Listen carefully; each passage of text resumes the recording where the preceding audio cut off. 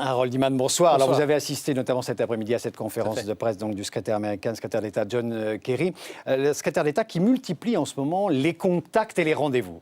Il ne fait que ça depuis une semaine. D'ailleurs, il a fait une tournée mondiale et il s'est rendu tout d'abord à Vilnius, où il était l'invité d'un sommet qui n'était pas le sien. C'était le sommet européen des ministres de la Défense et des Affaires étrangères. Il est venu en invité pour leur dire « Venez, suivez-moi ». Il a eu une bonne réception parmi les 28 pour l'usage éventuel du missile Tomahawk, pour faire très simple. Ensuite, il est venu à Paris, où il a eu une série de rencontres donc avec la Ligue arabe et avec Laurent Fabius. Et puis, il part à Londres pour une escale rapide où il rencontrera évidemment son homologue britannique, la Grande-Bretagne qui a déjà voté contre une participation, mais peut-on l'inverser? C'est ce qu'on verra.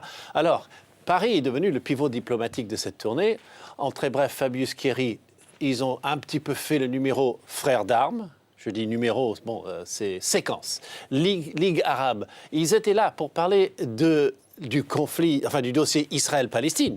Donc c'était déjà programmé, hein, cette rencontre avec tout ce monde. 8 ministres des Affaires étrangères sur cette pelouse de l'ambassade américaine autour de John Kerry. Donc on a parlé Israël-Palestine et bien sûr on a affiché une certaine unité sur la Syrie. Il faut dire que les pays du Golfe sont loin devant les autres, donc certains hésitent carrément. Et Harold, la semaine prochaine s'annonce tout à fait cruciale dans cette crise. Oui, alors ça redevient une semaine à Washington dont John Kerry n'ignore aucun des secrets.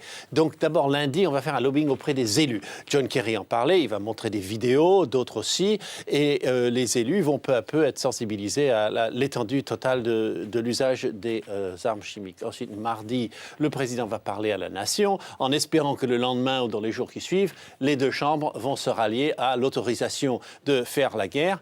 Et enfin, il y a le rapport intermédiaire de l'ONU. C'est là qu'on a une incertitude sur la date. C'est vrai que ça se passe à New York, mais ça aura des répercussions immédiates sur Washington.